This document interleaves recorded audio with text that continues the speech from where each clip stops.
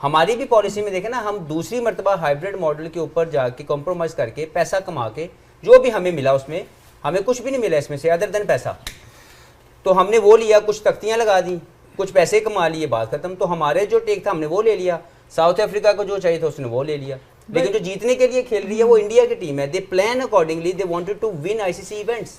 No matter, हम लोग अक्सर बात करते हैं कि they are receiving a lot of favours. कोई फेवर नहीं है भाई, जो फेवर है वो अपनी अच्छी क्रिकेट से वो हासिल कर रहे हैं, वो परफॉर्मेंस से कर रहे हैं। तो जो भी उनकी प्लानिंग है वो आईसीसी ट्रॉफी जीतने के लिए। बस इनकी बात को इसी से रैप अप कर सकते हैं कि अगर आप जीतेंगे नहीं, टूर्नामेंट्स नहीं जीतेंगे तो फैन फॉलोइंग कम होगी, फैन फॉलोइंग कम होगी तो फिर पैसा नहीं आएगा स्पोर्ट में, वो स्पोर्ट फिजल आउट हो जाएगा। थोड़ी सी जो क्लैरिटी है ना उसमें ये है कि साउथ अफ्रीकन प्लेयर्स जैसे हफीज़ ने बात की या शोएब भाई ने बात की, उन्होंने बिल्कुल सही की कि फॉलोइंग तभी आती है ना आपको बड़ी चीज़ जीतते हैं। तो इनके जो मैच फी है वो बहुत कम है। T20 की हो, वनडेज की हो, टेस्ट मैचेस की हो, साउथ अफ्रीकन प्लेयर्स की बहुत कम है। यू कांट इवन इमेजिन कि इतनी कम है।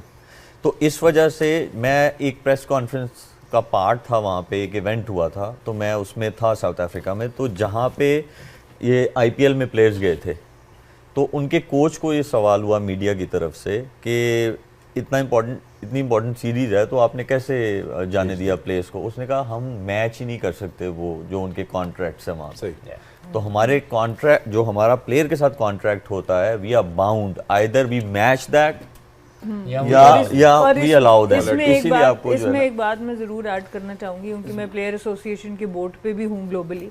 जो शोएब भाई बात कर रहे हैं वो बिल्कुल ठीक है। एक जो प्लेयर्स के इनके राइट्स ज़्यादा है और बोर्ड उसको रोक नहीं सकता क्योंकि इनकी प्लेयर एसोसिएशन काफ़ी अर्से से काम कर रही है और वो प्लेयर का नुकसान नहीं होने देते और जो उनका कॉन्ट्रैक्ट बोर्ड के साथ है वो बड़े इक्वल टर्म्स पे।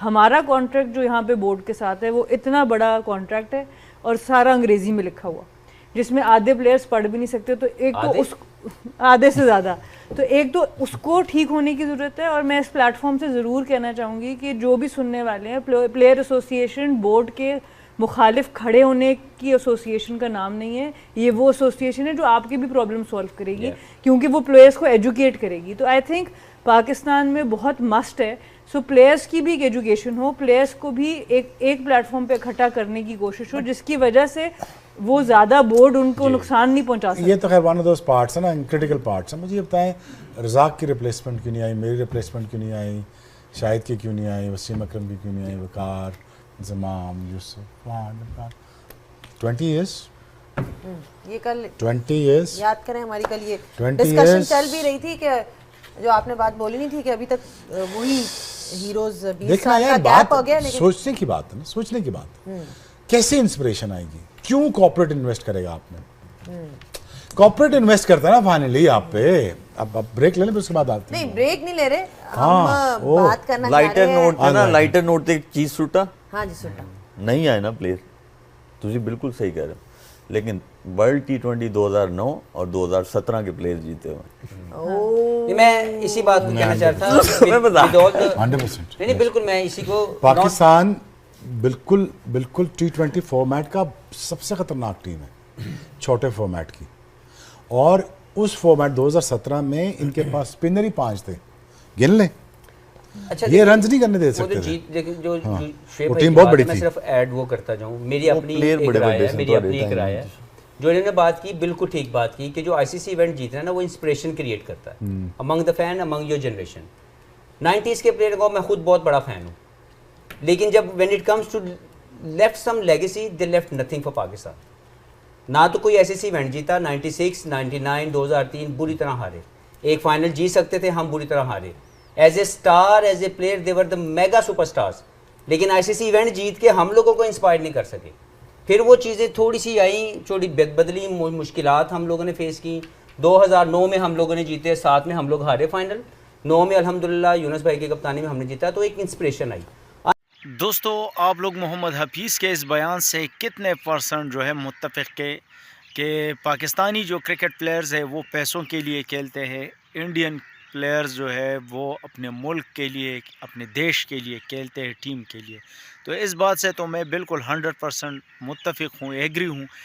पाकिस्तानी जो प्लेयर्स हम देखते हैं ना, ये किसी भी लीग को नहीं छोड़ते, हर एक लीग में जाते हैं, ऐसे ऐसे गुमनाम लीग में खेलते हैं कि पता नहीं चलता और इतनी क्रिकेट खेलते हैं, उसके बावजूद भी T20 रिकॉर्ड इसका देखें, T20 बहुत ज़्यादा खेलते हैं और T20 रिकॉर्ड उसका ख़ुद ख़राब है भाई। T20 खेलते खेलते वो तो ठीक ना हो सके, T20 का तो उसने फॉर्मेट ठीक ना किया, यहाँ पे ODI जो है वो बहुत बिगड़ गया है।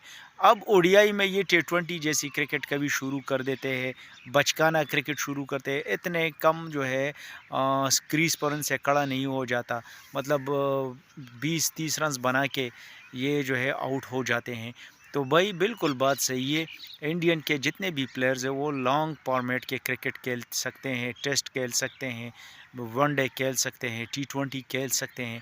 पाकिस्तानी क्रिकेट टीम को अपनी स्ट्रेटजी जो है ना ये तब्दील करना पड़ेगा, उनको एक ऐसा लाएअमल अपनाना होगा कि जिसके तहत वो वनडे एक अलग टीम हो, T20 की अलग टीम हो और टेस्ट का एक अलग टीम हो, फिर तीनों फॉर्मेट्स में अलग अलग कैप्टन हो। जिस तरह इंडिया ने टीम बनाई है सूर्य कुमार यादव की क़यादत में, उनकी एक अलग टीम है, टेस्ट के लिए एक अलग टीम खेलती है और ODI के लिए अलग टीम खेलती है। तो दोस्तों आप लोग अपने भाई के वीडियो को लाइक करें, चैनल को सब्सक्राइब करें, मिलते हैं नेक्स्ट वीडियो में।